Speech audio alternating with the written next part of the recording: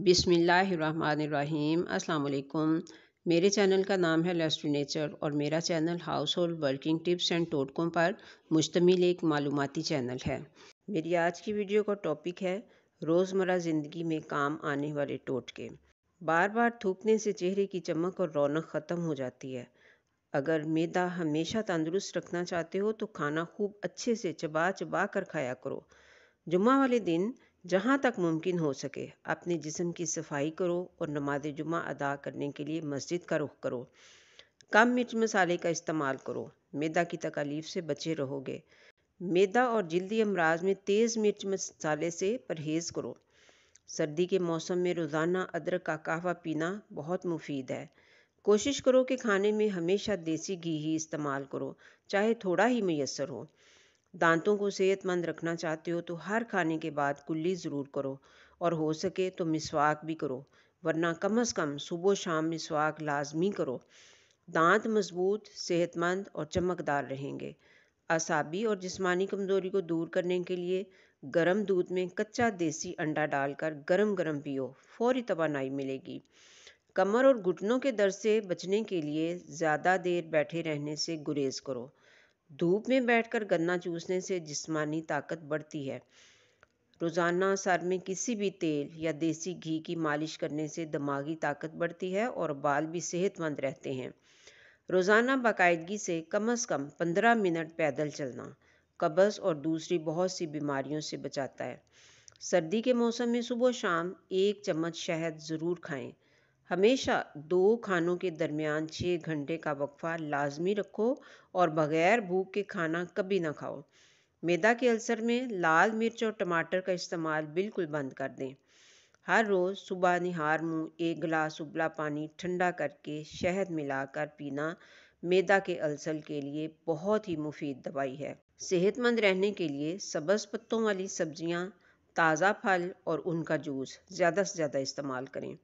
खरबूजे के मौसम में बीज निकाल कर फेंकने की बजाय उनको धोकर खुश्क कर लें और चबा चबा कर खाएं।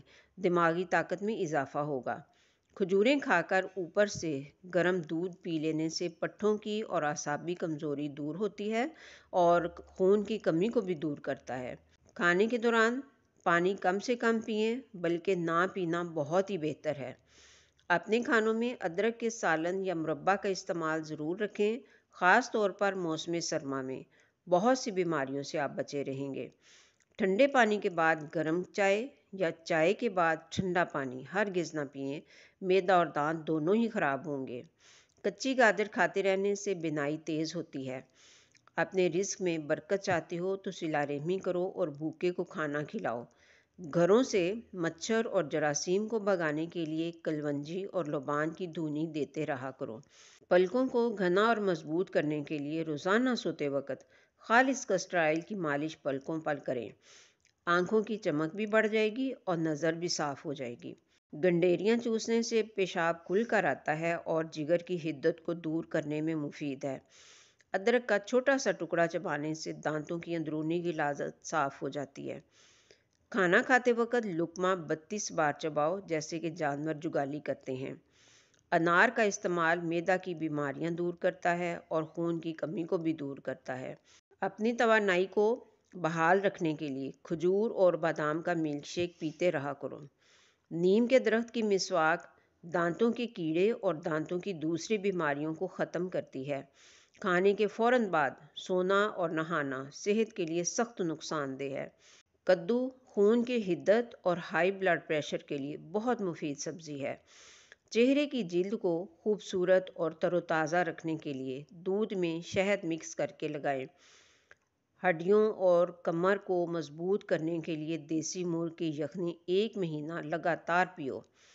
21 अदद बादाम और 2 चम्मच किशमिश रोज़ाना सुबह निहार मुँह खाने से जिस्म ताकतवर होता है और उल्टी यानी गैस को रोकने के लिए अनारदाना और पुदीना का कहवा घंटे घंटे के वक्फे से मरीज़ को पिला दें, शिफा हो जाएगी।